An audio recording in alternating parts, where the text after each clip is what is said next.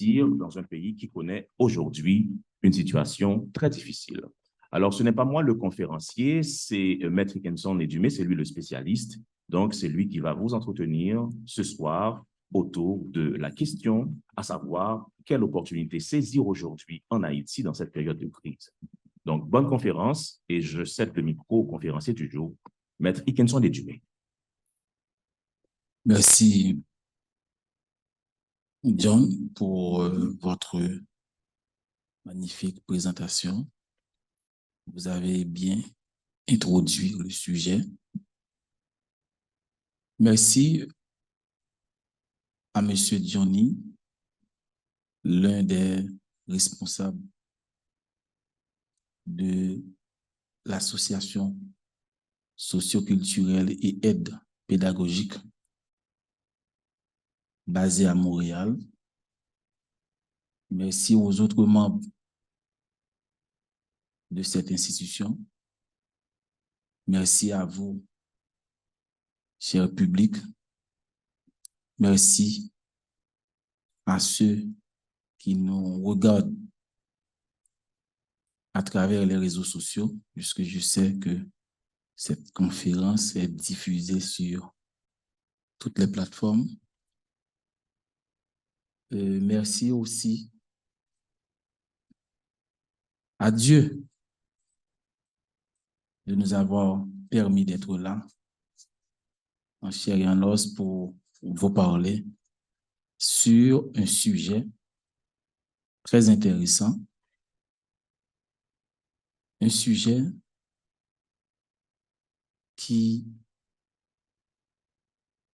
révèle très prometteur et pertinent parce qu'on parle d'investissement, qui est une chose très importante pour quiconque, puisqu'il s'agit de l'argent.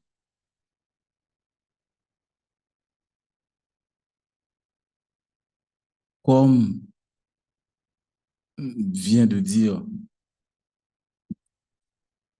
John Westedelva, on va parler autour d'un sujet qui s'intitule « Investir en Haïti après la période de crise caractérisée par l'instabilité politique, le gangstérisme et la violence. Quelle opportunité pour la diaspora haïtienne ?»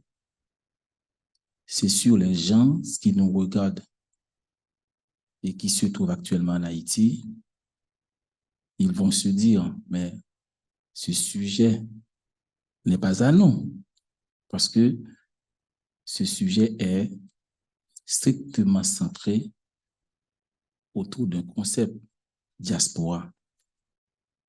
Même lorsque certains n'aiment pas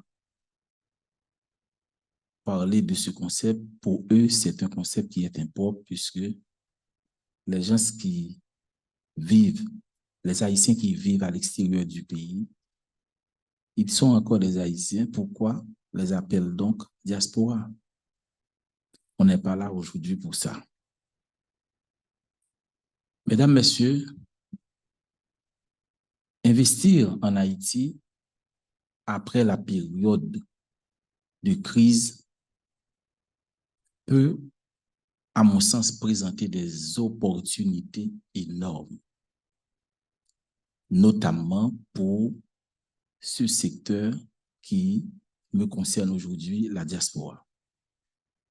Des secteurs tels que la santé, la pêche, les assurances, l'agriculture, le tourisme durable, j'aime parler du tourisme durable, et les énergies renouvelables pourraient être des domaines à explorer pour nos frères et sœurs qui sont éparpillés à travers le monde, que vous soyez au Canada, aux États-Unis, en Europe. Je pense que ce sujet doit vous intéresser. Cependant, il est essentiel de mener, tout d'abord, une analyse approfondie des risques, parce qu'on parle d'investissement et des opportunités spécifiques à chaque secteur avant de prendre des décisions d'investissement. Car la stabilité politique future et les réformes économiques seront des facteurs clés à surveiller quand vous pensez l'investissement.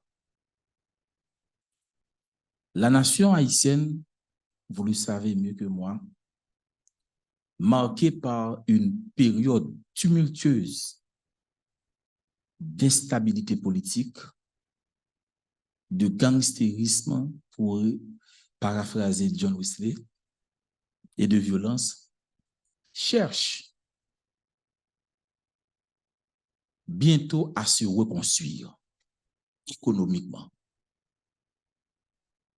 Au cœur de cette reconstruction, mesdames, messieurs, la diaspora haïtienne représente un acteur potentiel et crucial. Et les gens qui sont en Haïti doivent le savoir. Cette communauté dispersée à travers le monde détient non seulement des liens émotionnels forts avec Haïti, mais elle peut également y apporter des ressources, des compétences et une perspective unique. Et quand je parle de ressources, je sais ce dont je parle. 80% de nos intellectuels se trouvent actuellement à l'étranger.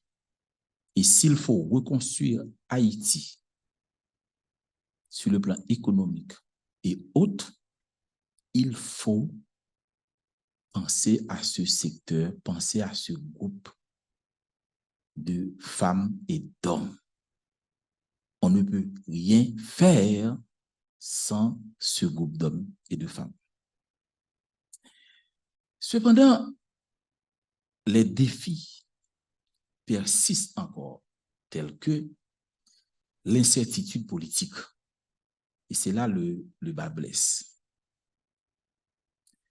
Cette conférence organisée par la SAP explore comment la diaspora haïtienne peut-elle jouer un rôle majeur dans la relance économique d'Haïti, tout en naviguant dans un contexte relativement complexe. Et c'est très, très complexe, la situation d'Haïti actuellement. Cela nous conduit à exposer une problématique autour de ce sujet, qui est la suivante. Parce que c'est la première chose qui m'est venue en tête quand on m'a proposé ce sujet, c'est de tirer une problématique autour de cela.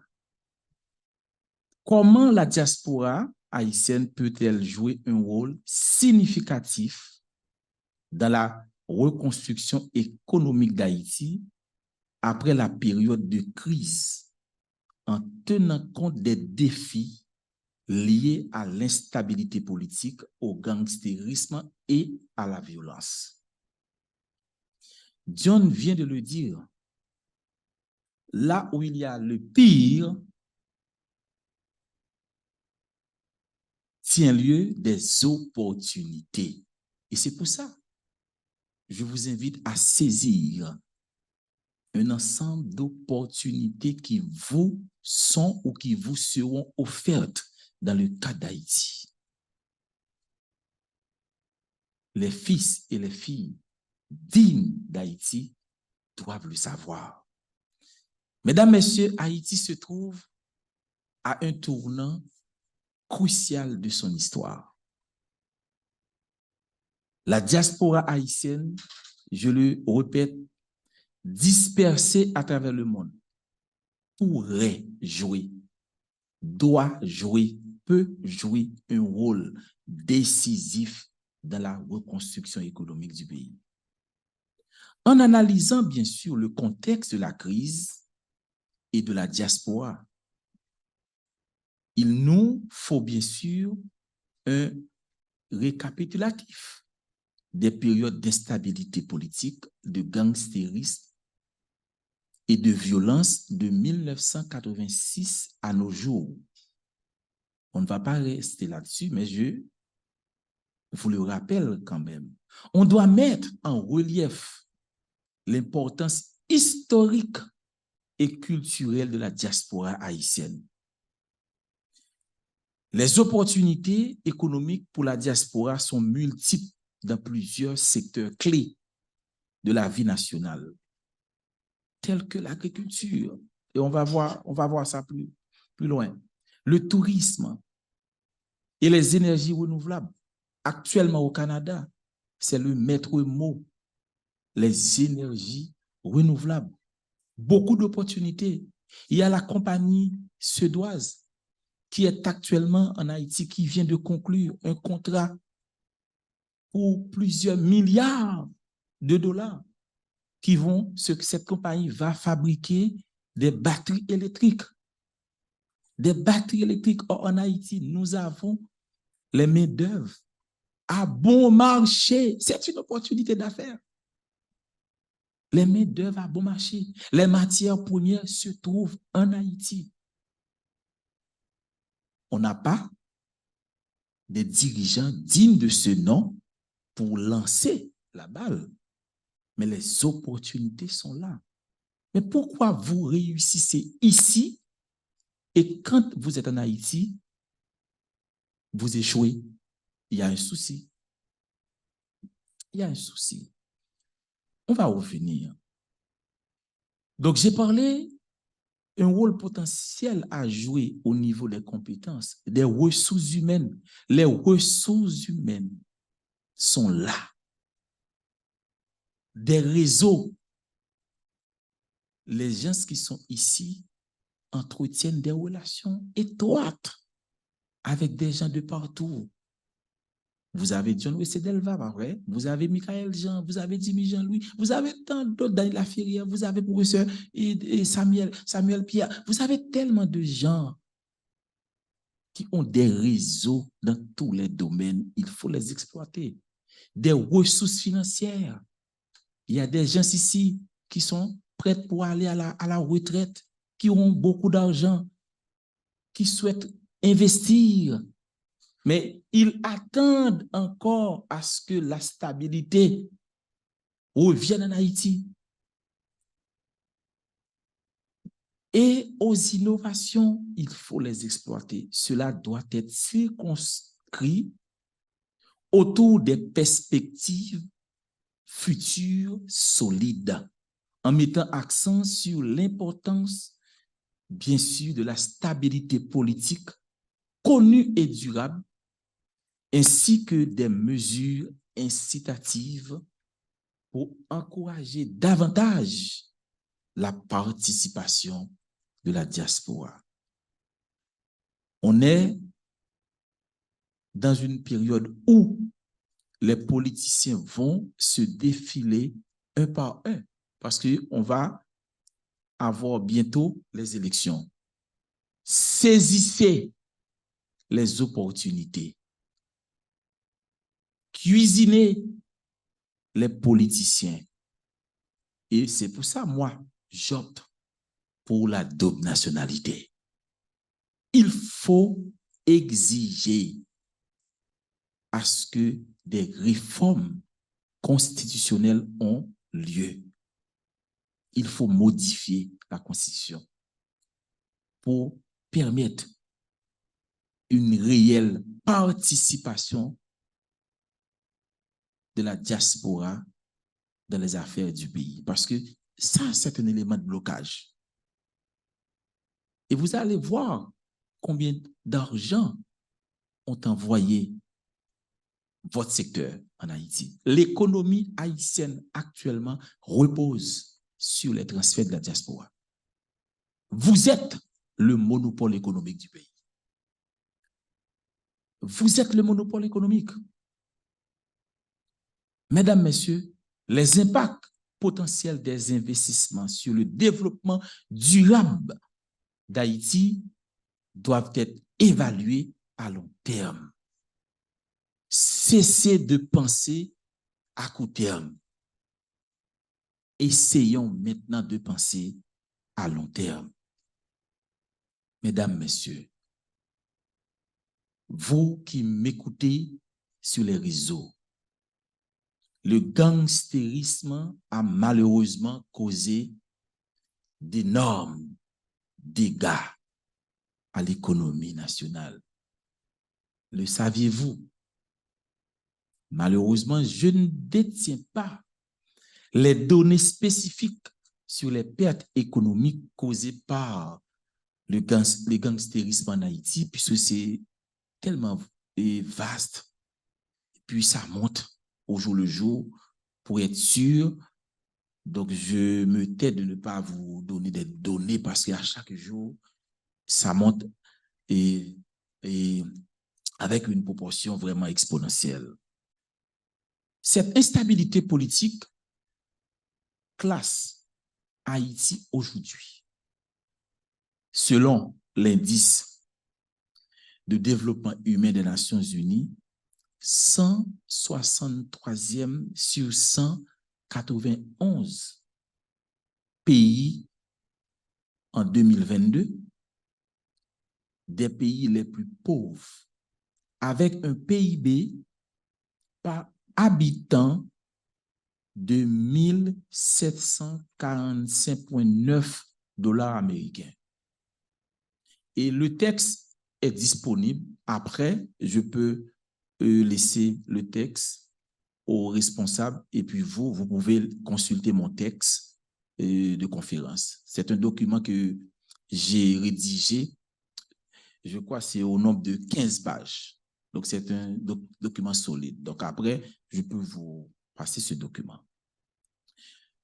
Les effets du gangstérisme sur l'économie nationale, mesdames, messieurs, peuvent être vastes, englobant des coûts directs tels que la destruction des biens,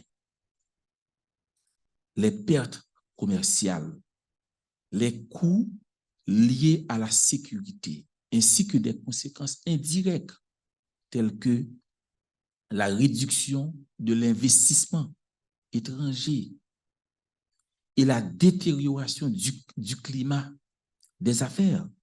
Et c'est normal. Et cela aussi nous a causé pas mal de préjudices en termes de perte d'emploi. Là encore, je ne vais pas vous donner des chiffres parce que c'est tellement incertain. Mais je peux vous assurer que le gangstérisme a causé un taux de chômage de 2021 à 2022 de plus de 15,7% pour la population totale. Ventilé par sexe, ce taux est de 19% chez les femmes, parce que ordinairement, quand cette situation se présente, les femmes sont les premiers à être victimes.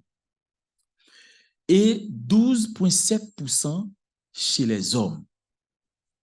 Donc, c'est pour vous montrer l'état dans lequel le pays se trouve actuellement. Et n'oublie pas, 60% de la population haïtienne sont des jeunes.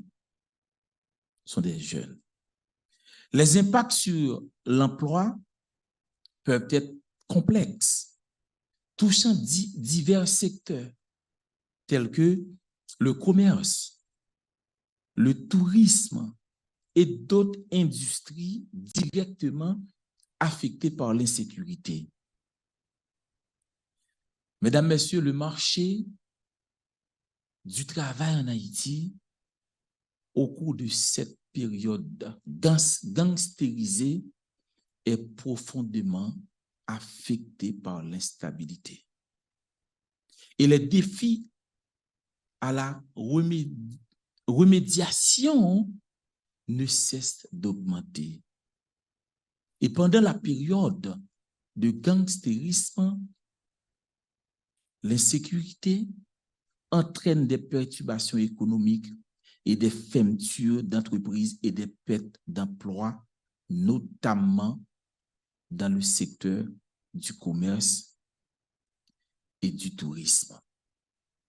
Ce qui peut créer, bien sûr, un climat économique précaire.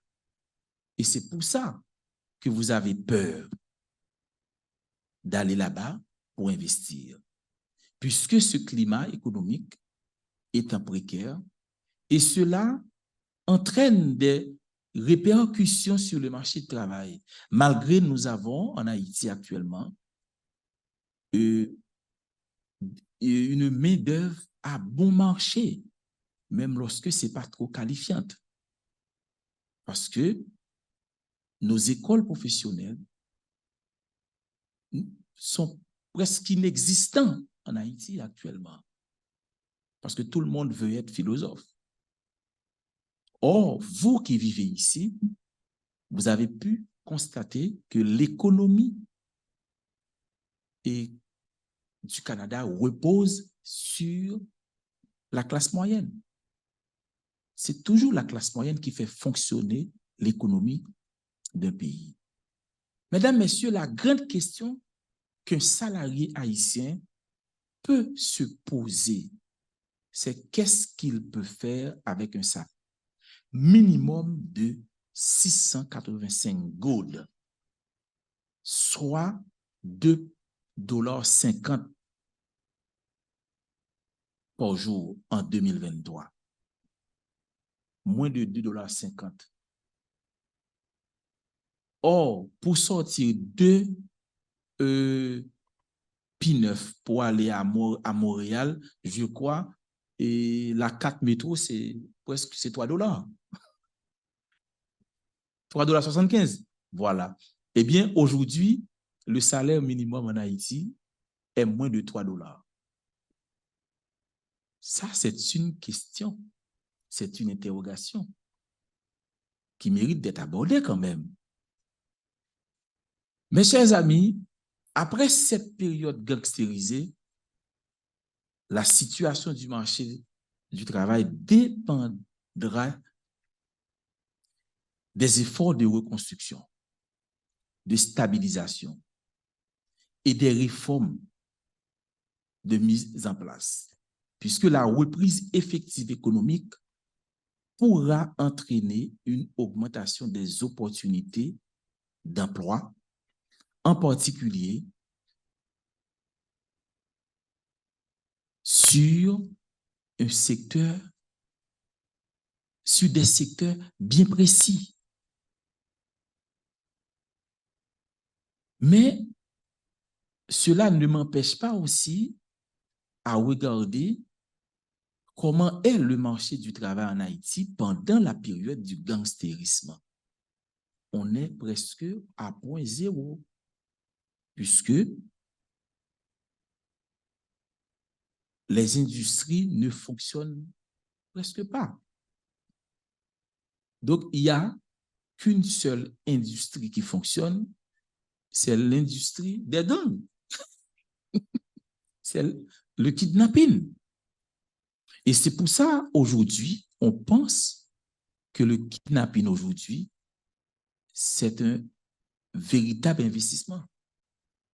Quelqu'un qui investit dans ce secteur aujourd'hui gagne beaucoup de l'argent. C'est un secteur économique aujourd'hui, le kidnapping.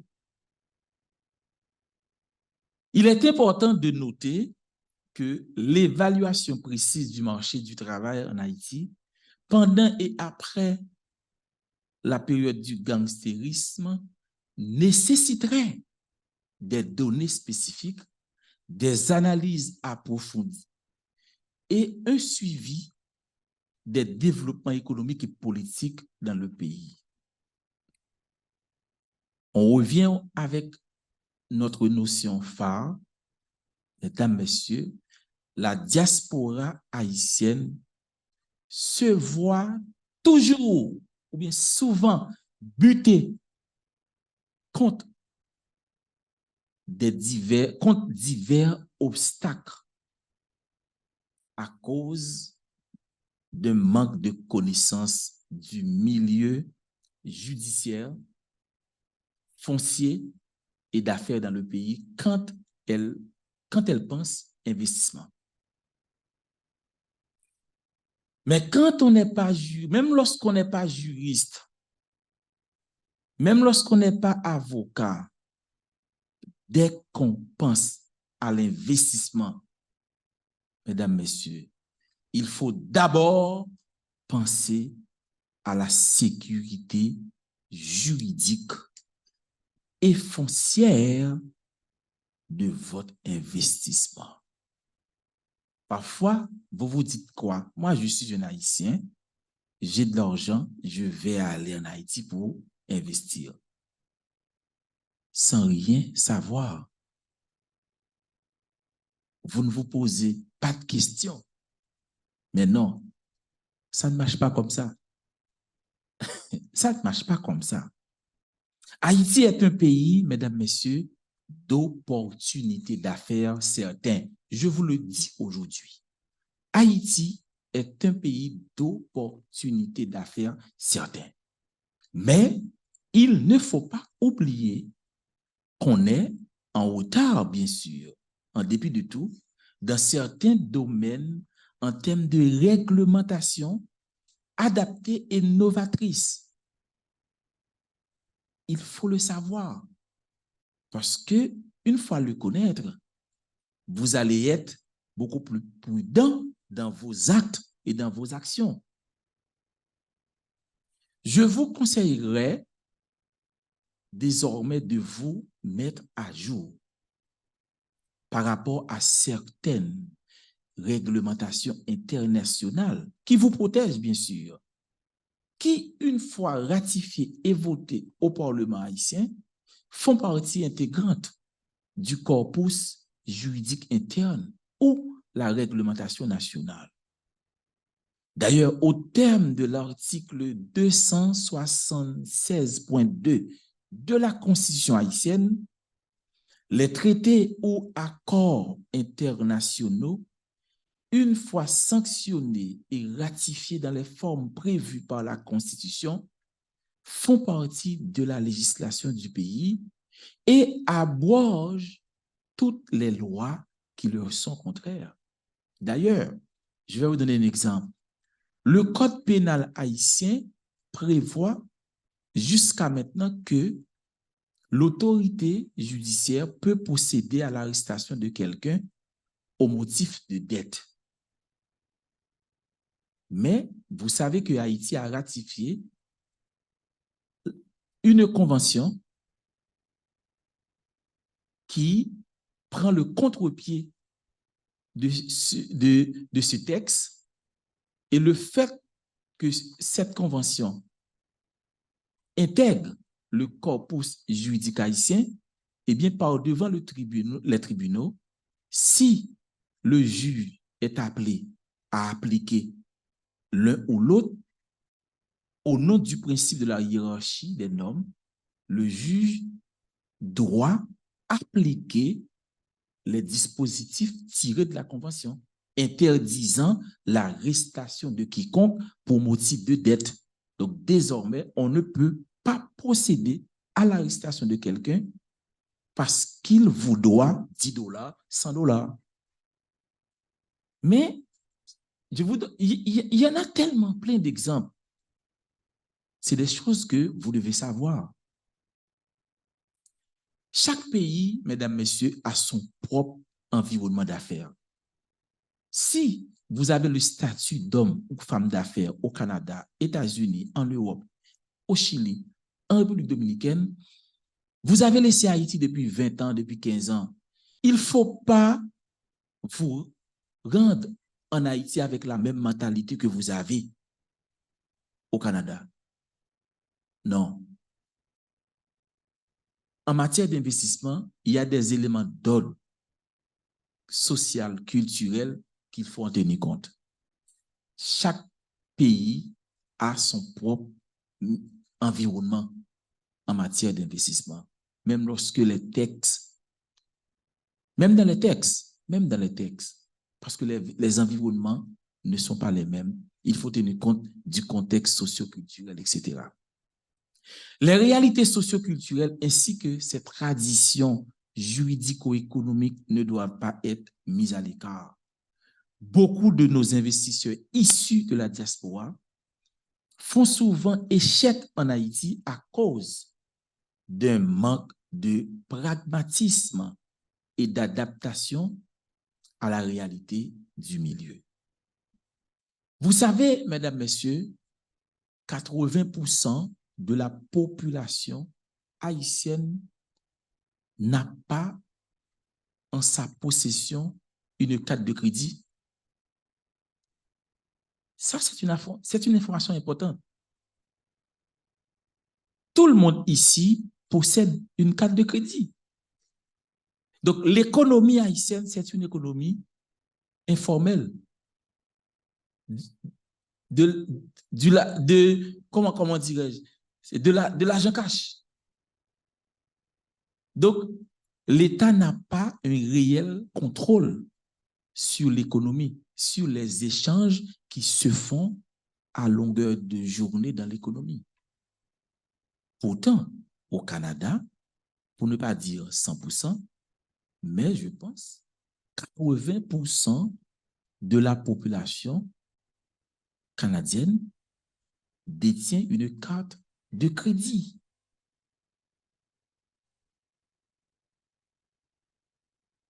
Moi, je ne vais pas être trop exagéré, mais à mon sens, et il y a certains économistes qui le disent aussi, 80% des transactions qui se font en Haïti, eh bien, circulent autour de l'économie informelle.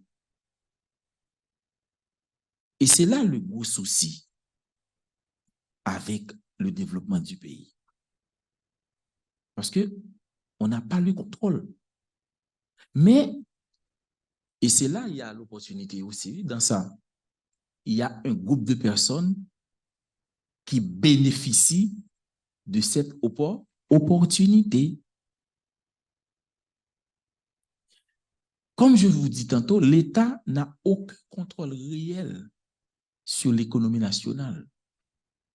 L'économie nationale est dominée par le secteur informel.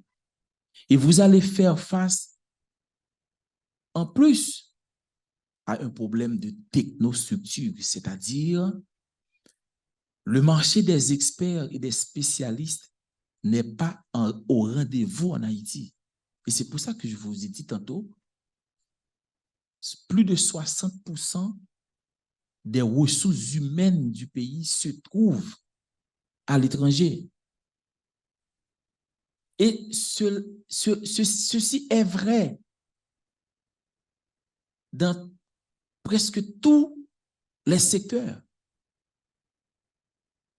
Si je prends le secteur de la magistrature, par exemple, nous faisons face à un problème au niveau des magistrats, des juges. Les juges ne sont pas spécialisés. Le juge qui entend aujourd'hui une affaire civile lundi, mardi, il sera en siège pour une affaire pénale, mercredi commercial. Comment demander à quelqu'un lundi, mardi, jeudi d'articuler sa pensée autour de 4-5 sujets complexes, juridiques différents? Dans le secteur de la basoche, les avocats ne sont pas spécialisés. Si vous voulez investir en Haïti, vous êtes un profane, c'est normal, la première chose que vous allez, que vous allez faire, c'est de réfléchir, de penser à un cabinet d'avocats spécialisé. Vous qui êtes au Canada, c'est ce que vous allez faire. Mais on a ce souci en Haïti. c'est un problème. Alors, le problème de la formation se pose en temps réel. Il y a une opportunité dedans. Est-ce pourquoi je vous propose certains textes dans ce document relatif au droit commercial, au droit des affaires, au droit civil, et du code de procédure commerciale. Tout cela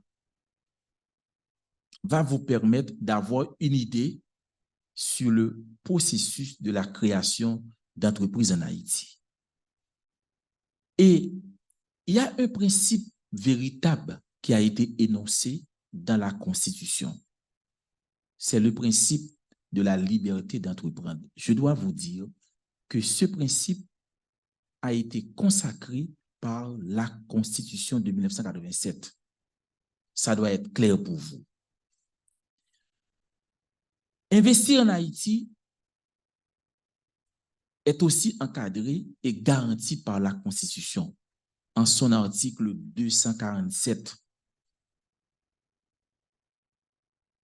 Et la Constitution consacre, comme je vous le dis tantôt, le principe de la liberté économique. Donc, la législation haïtienne ne vous écarte pas du secteur d'investissement.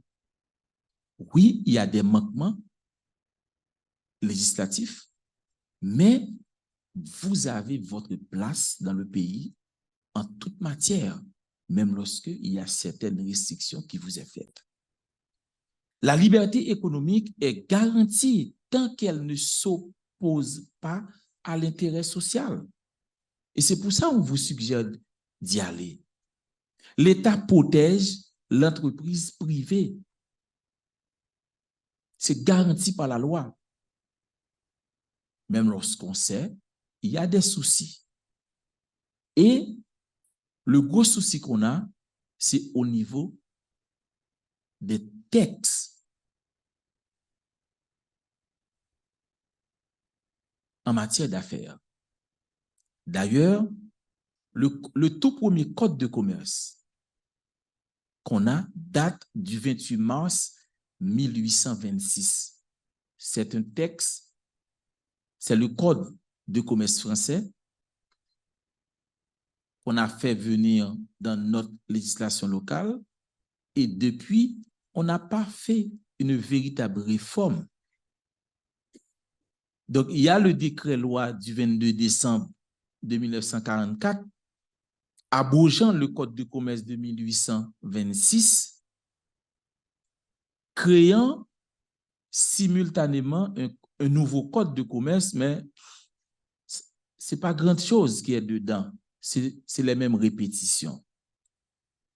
Mais j'ai essayé quand bien même de retracer un ensemble de textes qui peuvent vous servir de ligne directrice pour ceux et celles qui souhaitent investir en Haïti. On n'aura pas le temps de tout dire parce que quand bien même le temps nous fait la guerre, mais le document sera là et vous pouvez en temps et lieu et le consulter.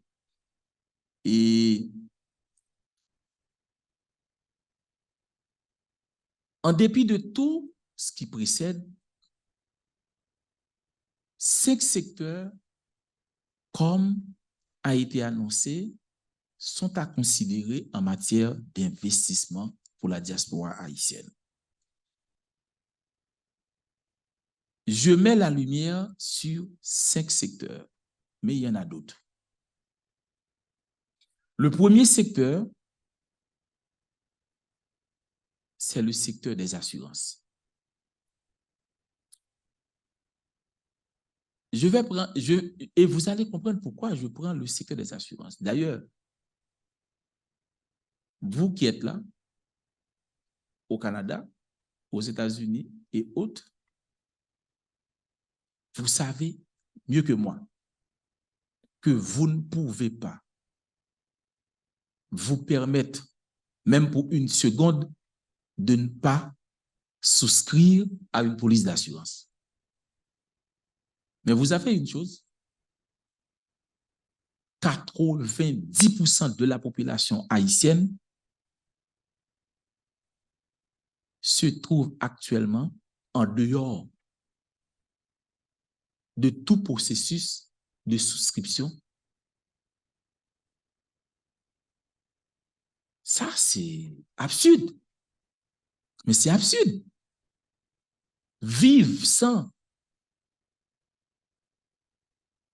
une carte d'assurance en 2023.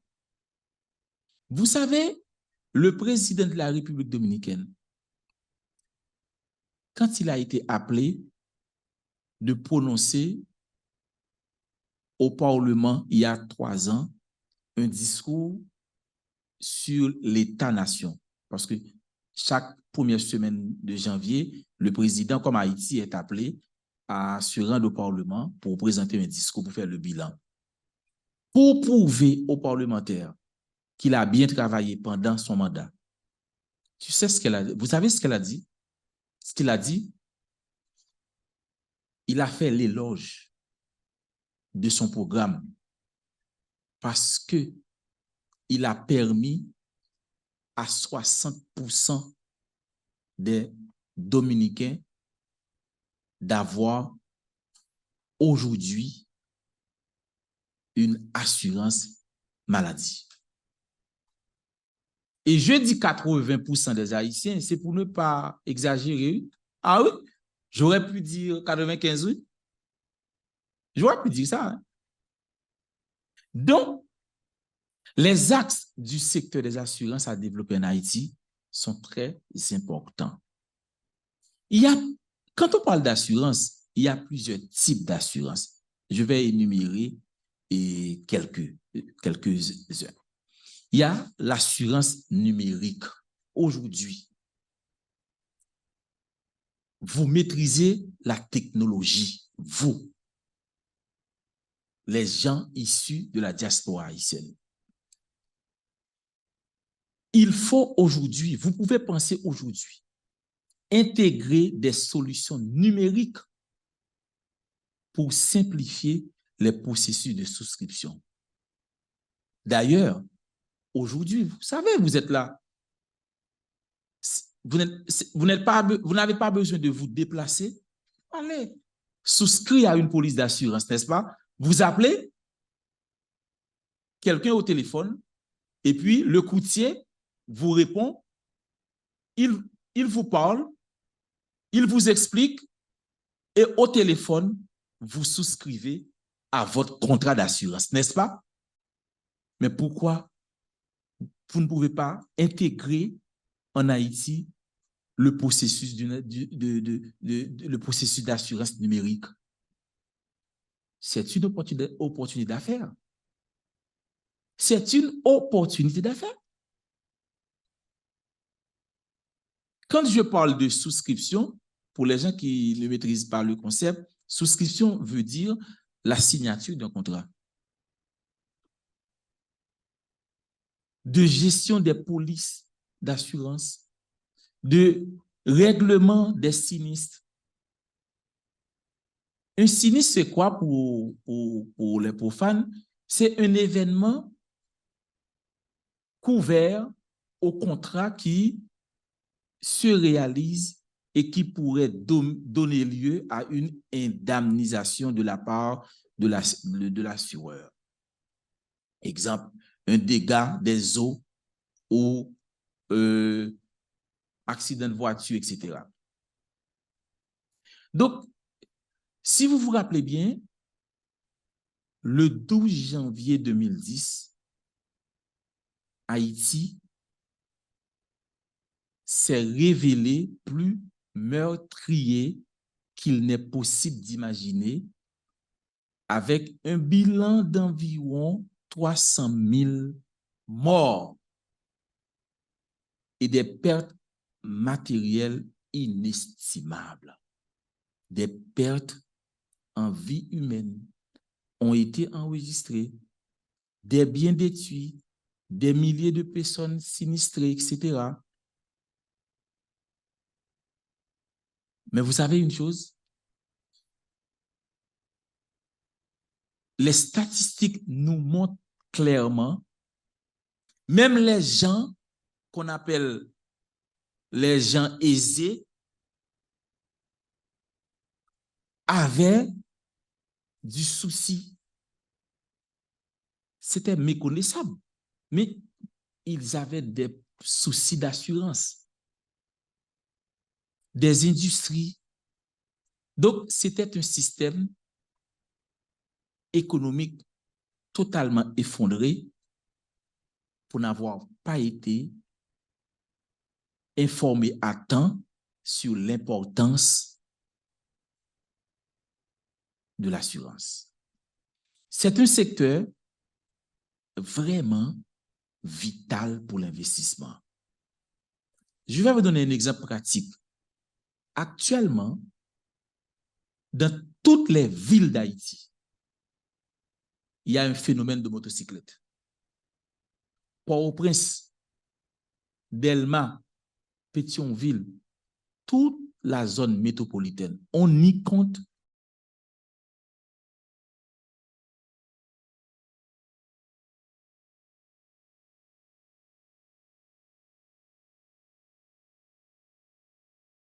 dans ce secteur. D'ailleurs, je ne devais pas même le dire en public. Mais c'est vrai, c'est vrai. Vous imaginez, 5 d'entre vous se mettent ensemble et vous vous dites, écoute, on va entrer en Haïti. On va monter une compagnie d'assurance pour les motards. Dans 5 ans, vous serez 5 millionnaires. Mesdames, messieurs, 5 millionnaires. D'ailleurs, les compagnies d'assurance qui sont en bas, vous les connaissez. C'est des compagnies qui s'auto-régularisent. Elles ne sont pas ouvertes au grand public réellement. C'est tellement cher, c'est luxueux. L'OAVCT, qui est la compagnie d'assurance étatique, l'OAVCT se trouve dans le pétrin. Le service n'est pas opérationnel vraiment et c'est pour les voitures. Que font les motards? Il faut penser aux motards. Dans la zone métropolitaine seulement, on y compte plus d'1 million de motos. Bien plus que 1 million de gens qui ont monté moto. Moto pas accident? Et pas tout le monde? Même l'autre a dit on nèg qui a moto, on va assurer à $100 seulement. Bon, mais l'autre prend $20 seulement. Pensez à ce secteur. Je prends un exemple seulement. Les motards. Donc, j'ai parlé de l'aspect d'assurance numérique. Il y a aussi dans l'assurance le cyberassurance. On parle aujourd'hui de cyberassurance. D'ailleurs, avec la montée des cybermenaces, développer, mesdames, messieurs, des produits d'assurance spécifiques pour la protection contre les risques liés à la cybersécurité. Il y a une opportunité dedans. Il y a des gens ici qui sont très forts dans l'informatique. Un autre aspect aussi dans l'assurance, assurance durable. Il faut intégrer des initiatives liées au développement durable en proposant des produits d'assurance favorables à l'environnement et en encourageant les pratiques commerciales. À longueur de journée, on entend des incendies dans les marchés. Hippolyte, marché Enfer, marché Salomon. C'est des gens qui ont fait des emprunts, mais sans imaginer des risques. Or, Haïti est, de part de sa position géographique, c'est un pays à haut risque. Risque politique, risque social, risque naturel, risque environnemental. Il n'y a pas de véritables compagnies d'assurance en Haïti, non? Vous le savez, va faire l'état des lieux. Il n'y a pas vraiment quelques-unes pour un secteur minoritaire. Or, il y a 90% de la population qui a besoin de ce service. Mais pourquoi vous, diaspora? Il faut penser à ce secteur. Il y a tellement de l'argent dedans. L'assurance, mesdames, messieurs, c'est un produit commercial. Cessez de penser à vendre les téléphones, les dooms, les véhicules usagés. Non. Il faut penser à autre chose aujourd'hui. Vous avez laissé ce secteur riche d'opportunités à 5% du peuple. Et après, vous faites quoi? On se plaint toujours. Mais c'est parce que vous avez mal identifié les secteurs d'investissement. L'assurance est un produit commercial. Même si on a vendre de l'eau, et que l'assurance, c'est un produit commercial. Très en vogue en matière de compétitivité économique. Elle est reconnue pour être à l'heure actuelle le garant de tout investissement. L'assurance, aujourd'hui, est le garant de tout investissement. Vous savez, il y a deux secteurs qui maîtrisent l'économie. C'est le secteur des assurances et le secteur bancaire. Vous êtes d'accord avec moi? Il y a deux secteurs qui maîtrisent l'économie, qui accaparent l'économie. C'est le secteur des assurances et le secteur bancaire. Pas gagné, il y a fait pour vous, sous pas assuré. Vous qui êtes ici, est-ce que je mens? Vous ne pouvez rien faire sans être assuré. Et là, comme là, al monton compagnie, assurance pour les motards. Ou après, comme consultant, m'a gagné tout moi-même.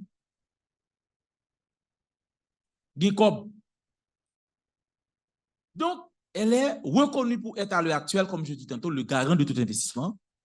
Quand je parle d'investissement agricole, économique, sanitaire, construction, l'élevage, l'automobile, le prêt bancaire, l'accident, la recherche, la pêche. Mesdames, messieurs, le support de l'assurance est un contrat. Et c'est là qu'il faut éduquer le peuple. Il faut dire au peuple qu'aujourd'hui, il ne peut pas se permettre de vivre sans le contrat d'assurance. Il faut penser à l'assurance. Parce que votre vie dépend de l'assurance. Ici, pour acheter une comprimée, on vous demande quoi? Votre carte d'assurance. Autre élément encore, dans l'assurance, on peut penser aussi à l'assurance santé. Vous pouvez monter une compagnie d'assurance santé. Exploiter, mesdames, messieurs, les technologies de suivi de la santé. Il y a des opportunités. Aujourd'hui, on parle aussi de assurance de l'intelligence artificielle. On parle aussi de micro-assurance. C'est des compagnies qui se développent, mais qui développent des produits d'assurance abordables. Quand on parle de micro-assurance, c'est des compagnies qui développent des produits, parce que n'oubliez pas, je vous ai dit, l'assurance est un produit commercial. On vend le produit. C'est ça, oui. Vous allez acheter le produit. Mais sur quoi vous vous êtes basé pour choisir telle compagnie. D'ailleurs, vous qui êtes là, vous êtes nombreux là, pas vrai? Chacun d'entre vous, eh bien, s'accommode, pas vrai, à une compagnie.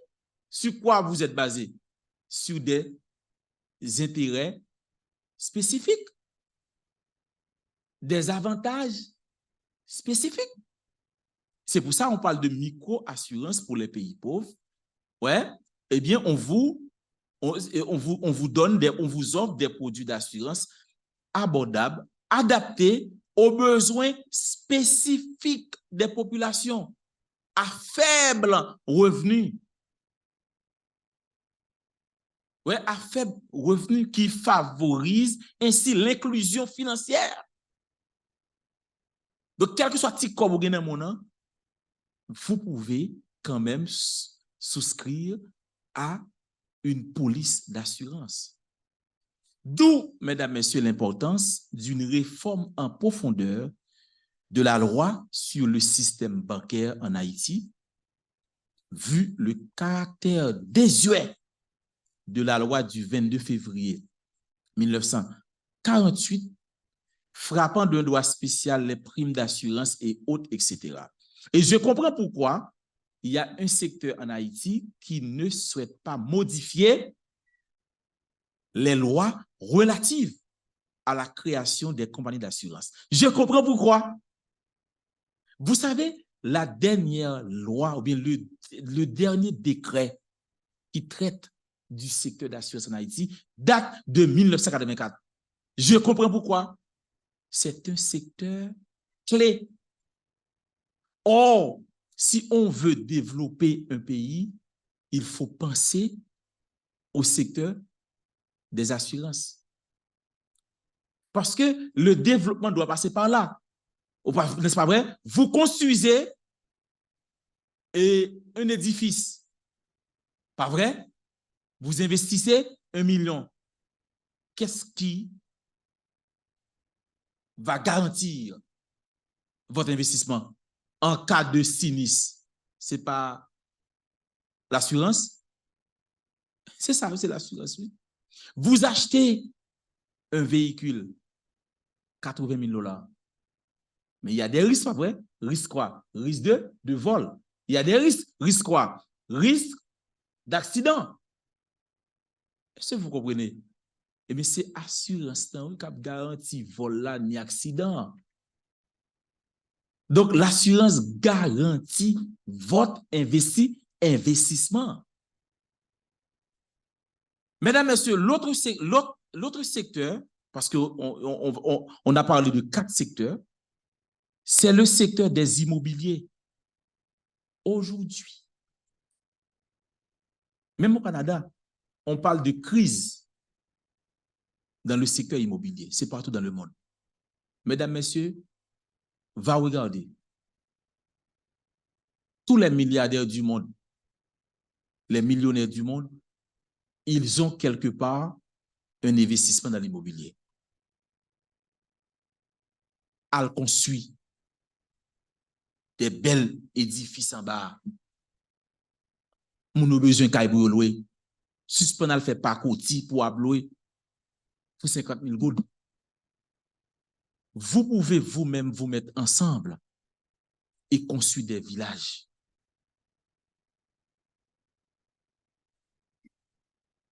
Il faut repenser, il faut recadrer votre champ d'investissement. Réorientez-vous quand vous pensez investissement.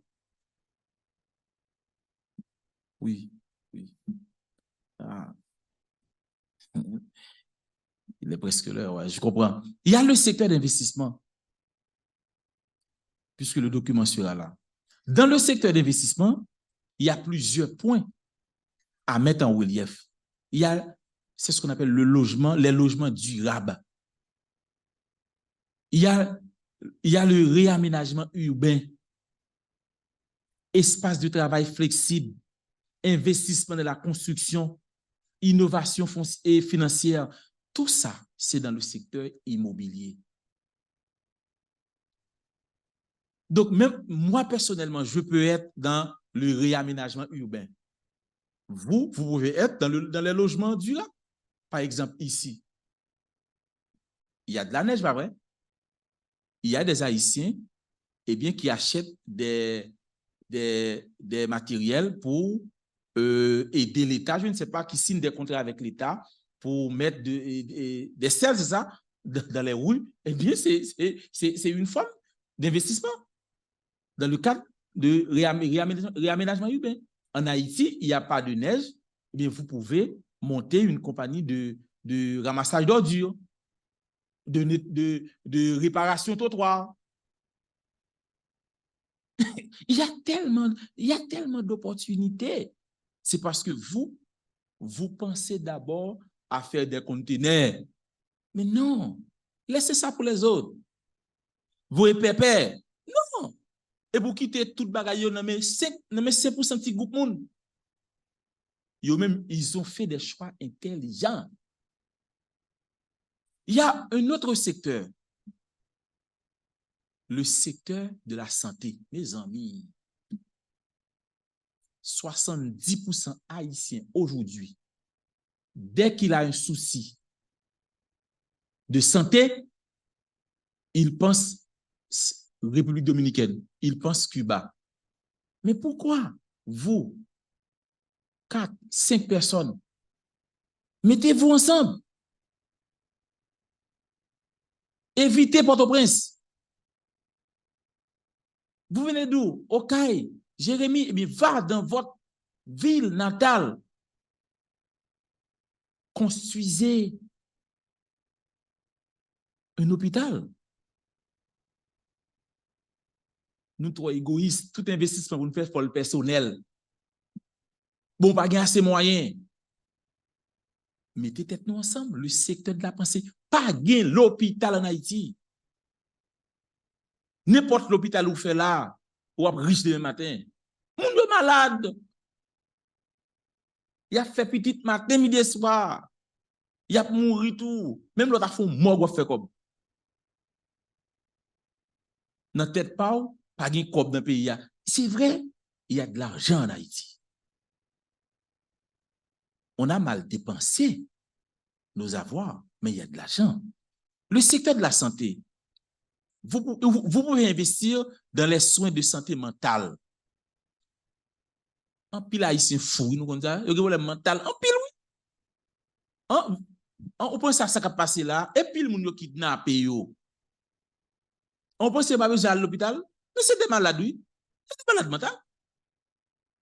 Vous pouvez monter un hôpital qui donne des soins spécifiques aux malades mentaux. Vous pouvez investir aussi dans les infrastructures médicales. Il y a la collaboration internationale. Vous êtes là, vous avez des réseaux. Vous pouvez investir dans la formation du personnel de santé. Vous êtes médecin ici. Vous êtes à 60, 80, je ne sais pas, 70 ans. Vous êtes à la retraite. Vous pouvez monter une école professionnelle, je ne sais pas, pour faire des formations payantes, des formations certifiantes. On le fait ici. Prévention et éducation. Télémédecine aujourd'hui. Exploiter quand même la technologie. Favoriser l'adoption, mesdames, messieurs, de la télémédecine pour améliorer l'accès aux soins, particulièrement dans les régions éloignées d'Haïti ou mal desservies. Aujourd'hui, les jeunes utilisent l'Internet pour faire du blablabla sur les réseaux. Or, il y a tellement de choses qu'on peut faire avec la technologie aujourd'hui, avec le téléphone que vous avez en main.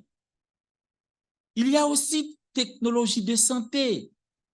Mesdames, messieurs, intégrez, vous avez l'expertise, intégrer les technologies émergentes telles que l'intelligence artificielle, l'analyse des données de santé, l'Internet, des outils, des logiciels pour optimiser les diagnostics et les traitements. Il y a un manque en bas. Les logiciels de santé. Si vous le faites là-bas, vous ferez beaucoup d'argent. C'est un secteur à investir. L'autre axe, c'est le secteur de la pêche. Vous ignorez la pêche, n'est-ce pas? Ah, nous pas tant de dans nouvelle, gon citoyen en bas qui dans le secteur bourgeois qui prend on va les huit, c'est millions faire aller la donne, pas plomber non.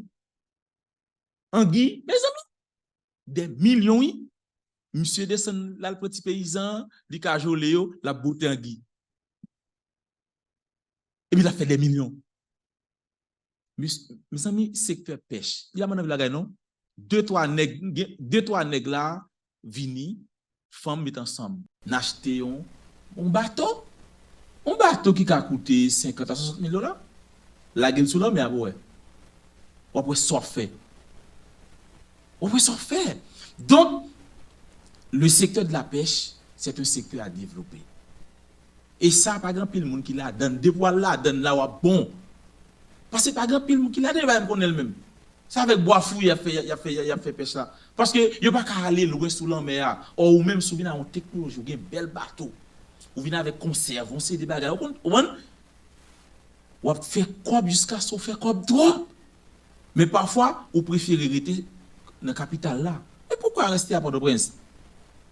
Pourquoi? Il faut aller développer les régions. Dans le secteur de la pêche, il y a tellement d'éléments qu'on peut en tenir compte. Vous pouvez vous investir dans la gestion des ressources maritimes, de les ressources marines, excusez-moi. Vous pouvez vous investir dans le secteur aquaculture durable. Je suis dans la pêche, oui. Et l'autre, de la formation des pêcheurs. Donc, chacun d'entre vous peut cibler un secteur dans la pêche. Parce que quand on dit pêche, tout le monde n'est pas obligé d'aller et pêcher les poissons. Non. Vous pouvez dans le secteur de la formation des pêcheurs. Est-ce que vous comprenez? Donc, il y a aussi la surveillance et gestion des pêcheurs. Vous pouvez monter une compagnie de sécurité. Ah, oui, vous pouvez monter une compagnie de sécurité. Et vous savez une chose, dans la pêche, il y a l'assurance, oui. Vous êtes d'accord? Dans l'immobilier, il y a l'assurance, oui. Il ne faut pas oublier, non? Le secteur des assurances. Et dans la pêche aussi, il y a ce qu'on appelle infrastructure des pêches. Vous pouvez pêcher et moi, j'ai construit des espaces qui soient là pour sauvegarder, protéger, etc. Et pour les poissons, quoi. Ou bien pour faire de l'emballage, pour exporter. Il y a tellement d'éléments que vous pouvez saisir. Et un autre secteur, on va vite. Mais, mesdames, messieurs, c'est le secteur touristique. Il y a tellement de choses à exploiter dans le secteur touristique. D'ailleurs, vers les années 80, Haïti était le premier de la région. Mais jusqu'à maintenant, la République dominicaine viole nos espaces avec leurs bateaux touristiques. Mais vous savez, jusqu'à maintenant, il y a des gens qui ne savent pas que la Badi se trouve en Haïti. Oui, jusqu'à maintenant. Donc, dans le secteur touristique, il y a tellement de choses. Vous pouvez investir dans la culture et l'histoire. John, écotourisme. Moi, dans les plages. Vous, et il y a le tourisme religieux, oui. Même les églises, oui. On peut exploiter les églises à des fins touristiques. Mais moi, je ne comprends pas. En Israël, par exemple, voilà. Mais je ne vous comprends pas. Où était là dans la boîte, dans le doum? Mais Non, il faut exploiter autre chose. Autre chose.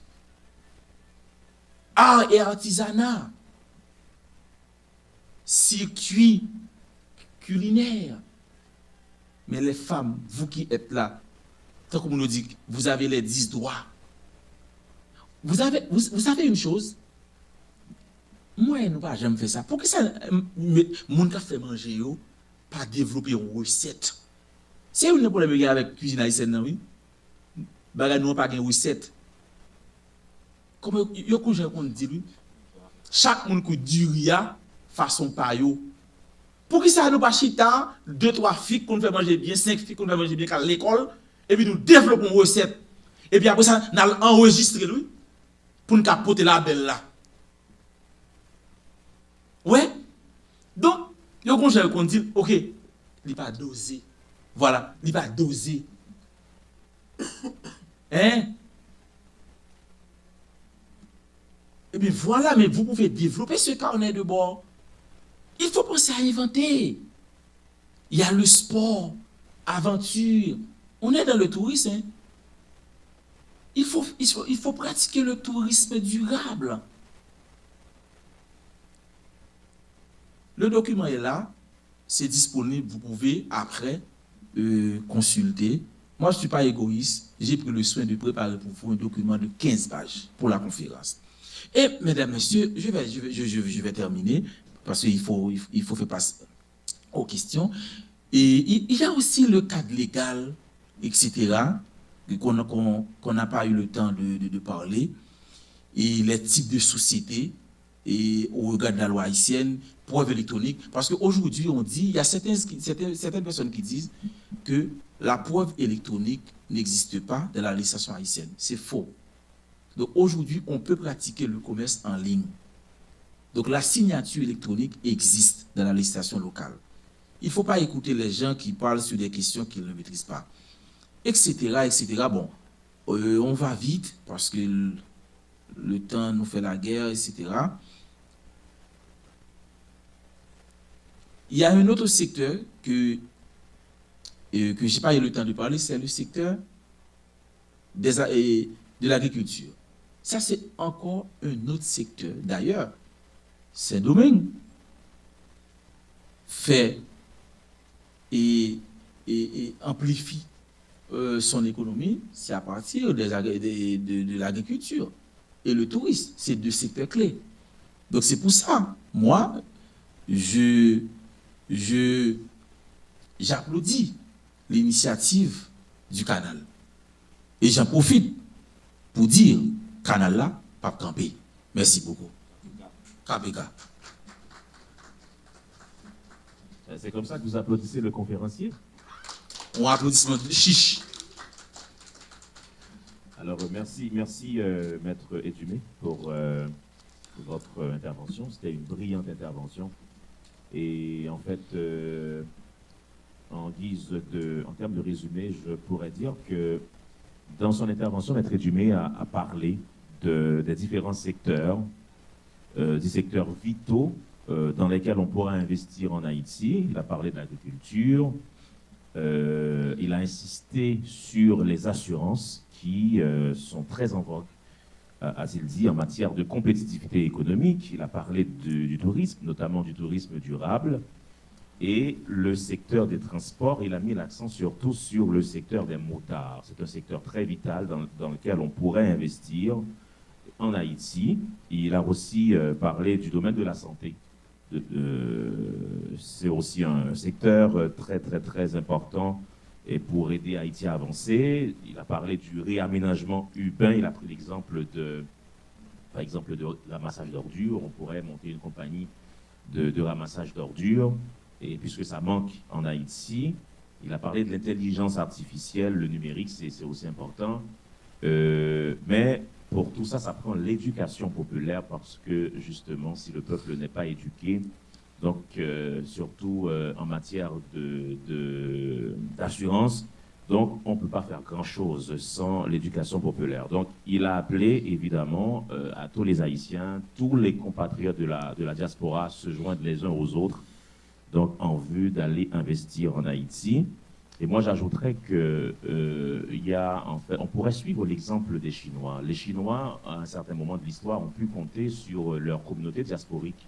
Donc, pourquoi pas les Juifs aussi. Donc, la diaspora juive aide.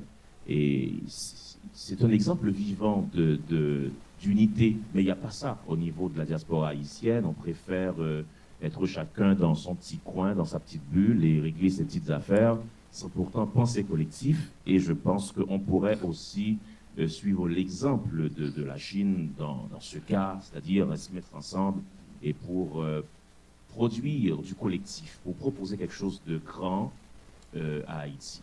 Donc voilà, en termes de résumé de la conférence. Et maintenant, on fait place à vous. Évidemment, vous avez plein de questions à poser aux conférenciers et c'est le moment de prendre les questions. Merci. Alors, je voudrais d'abord féliciter le conférencier pour son exposé. C'est très bien. Vous avez fait une bonne recherche, comme vous avez mis ça à notre disposition. Je ne manquerai pas de vous consulter. Mais je ne sais pas si ça va rester à l'Alliance. Est-ce que vous allez partir avec? C'est sur le champ qu'on doit consulter le document, non?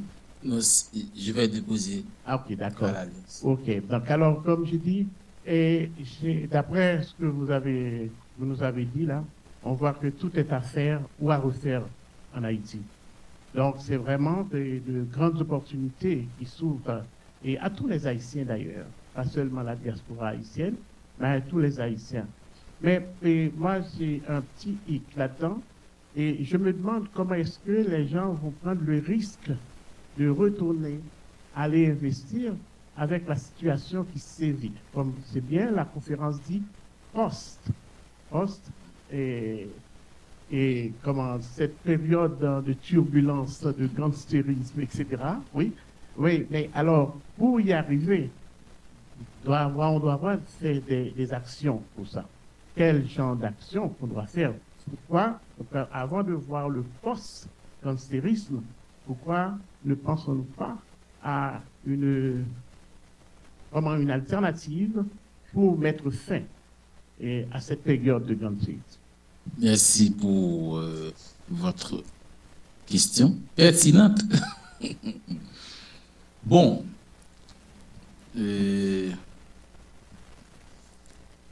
effectivement, la conférence se tourne autour d'une thématique bien précise, c'est post-gang. Mais je pense la diaspora haïtienne a un rôle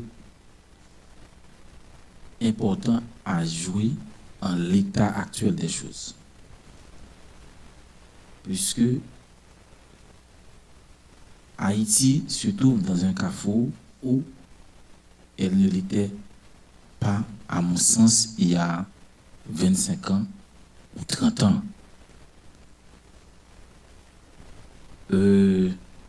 On constate actuellement un manque d'engagement chez les jeunes vis-à-vis d'Haïti actuellement. D'ailleurs, les universitaires ne pensent presque pas à Haïti. Ils pensent aujourd'hui de laisser à chaque jeune qu'on a eu l'opportunité de parler un seul discours sur les lèvres. Soit on vous parle du programme de Biden, ou bien on vous parle d'une opportunité, soit une bourse d'études ou une inscription dans une des universités des grandes métropoles. Il faut d'abord commencer à conscientiser les jeunes qui vivent actuellement en Haïti sur l'état d'Haïti, et puisque ce sont eux qui sont là-bas, et vous qui êtes ici, je pense que vous devez prendre des initiatives sociales, des initiatives politiques. Il faut impacter par votre présence là où vous êtes. Il faut faire pression à travers des initiatives citoyennes sur les gouvernements des pays, à mon sens, qui ne sont pas totalement responsables de notre situation, puisque nous pouvons nous-mêmes nous rendre compte que nous participons totalement à l'échec. Mais ils ont quand même en partie une responsabilité. Je parle des États-Unis, du Canada, de la France. Et quand je dis qu'il faut positivement impacter par vos actions, c'est à travers des initiatives sociales et politiques. Il faut dire à ces responsables de stopper, laisser Haïti grandir, cesser ce massacre, parce qu'ils sont au cœur de la situation. Ils peuvent faire quelque chose. Et sortir Haïti de ce carrefour est important, non seulement pour les gens qui sont en Haïti, mais aussi pour vous qui sont ici. Parce que là où vous êtes, même lorsque vous avez de quoi à manger, mais vous pensez, vous réfléchissez à Haïti à longueur de journée. Évitez de rester dans votre confort au quotidien. Sortez dans les rues. Prenez des initiatives sociales et politiques. Demandez au Premier ministre canadien de faire quelque chose de positif pour Haïti. Vous qui êtes aux États-Unis, faire pareil. Vous qui êtes en Europe, faire pareil. Et je pense que la délivrance d'Haïti doit passer à travers vous, les diasporas. Vous avez la parole nécessaire. Vous êtes la voix d'Haïti. Puisque les politiciens qui sont en bas, ils s'en foutent. Vous pouvez faire quelque chose, vous qui êtes ici. C'est comme ça que je peux vous répondre. D'abord, j'aimerais vous remercier pour votre initiative. C'est très instructif. Merci. Et je partage vraiment votre idée quand vous dites que la diaspora a un grand rôle à jouer pour sortir Haïti du gouffre dans lequel il se trouve en ce moment. Par contre, c'est quel rôle juridique, parce que tu as parlé de social et politique, 100% d'accord, mais quel rôle juridique, quel droit que nous, on a, la diaspora, pour changer la politique là-bas? Parce qu'on le sait que les politiciens là-bas, ils ne vont pas nous laisser passer comme ça aussi facilement. Donc, c'est quoi qu'on peut faire? Parce que le Canada a aussi des, comment dirais-je, des intérêts politiques là-bas. Donc, comment qu'on peut se faire entendre en tant que diaspora pour faire changer les choses là-bas? Merci. Très belle question. C'est une question pertinente. Cela concerne votre intérêt personnel. Cela concerne aussi l'intérêt de vos fils, de vos filles. Bon, il y a un handicap constitutionnel, au départ, c'est que la Constitution ne reconnaît pas la double nationalité. Mais certains politiciens utilisent cet handicap pour vous empêcher de vous intégrer dans les affaires politiques du pays. Mais il y a un bémol qu'il faut apporter. Vous pouvez ne pas franchir l'espace politique au niveau de la présidence, mais il y a d'autres secteurs politiques que vous pouvez franchir pour en termes d'exercice de droit politique. Mais quand j'ai parlé de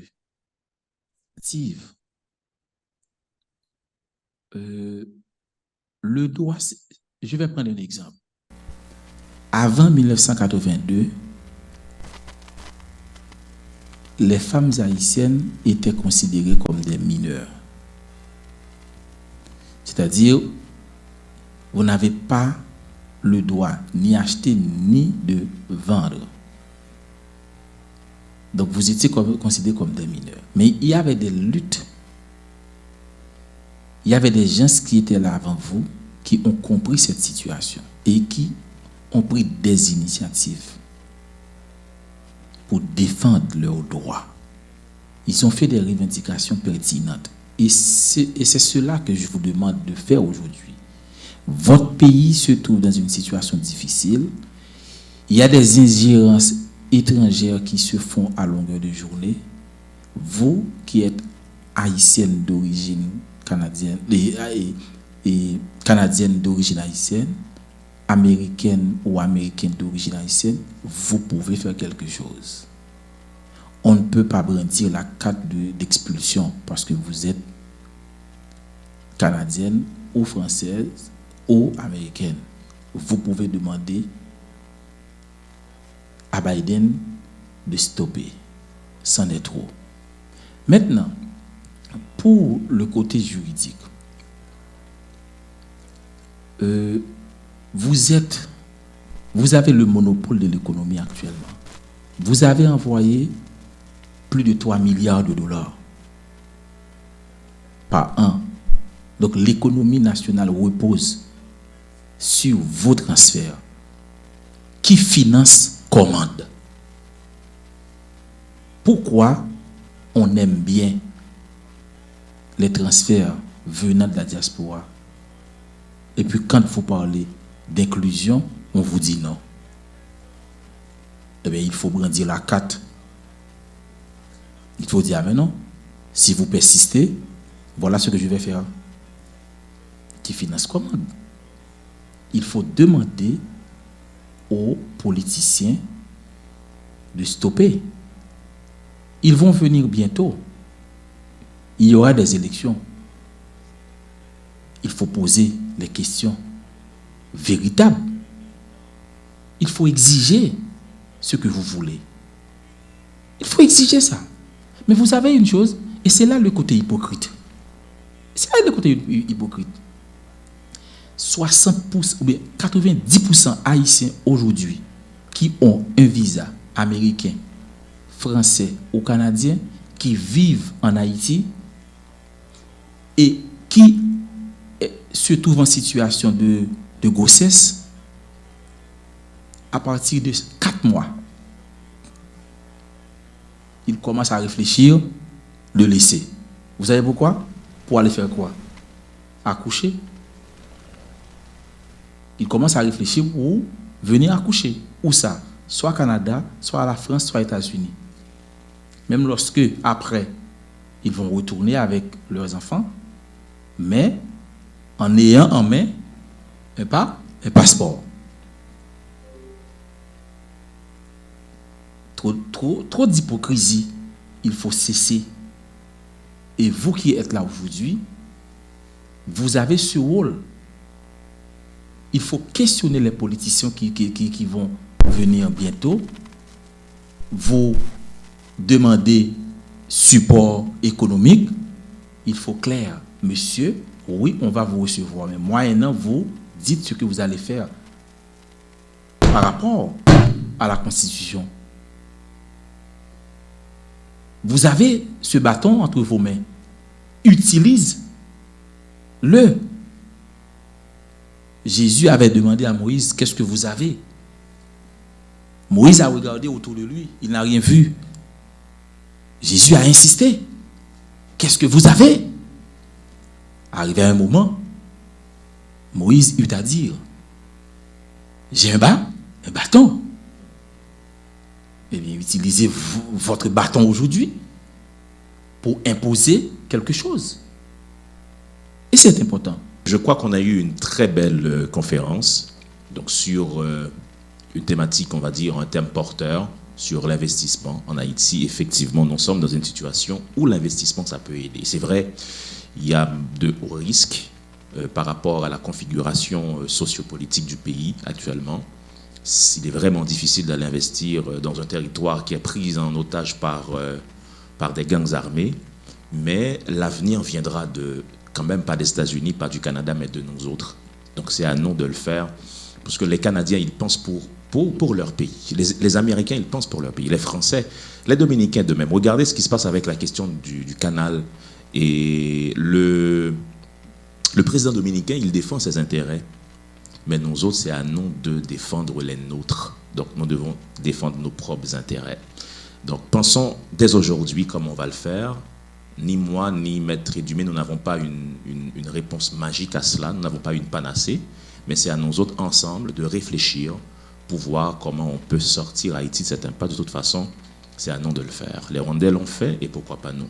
Donc, voilà. Haïti ne mourra pas et nous le croyons fermement. Une autre Haïti est possible. Donc, si nous le voulons, si nous le décidons maintenant.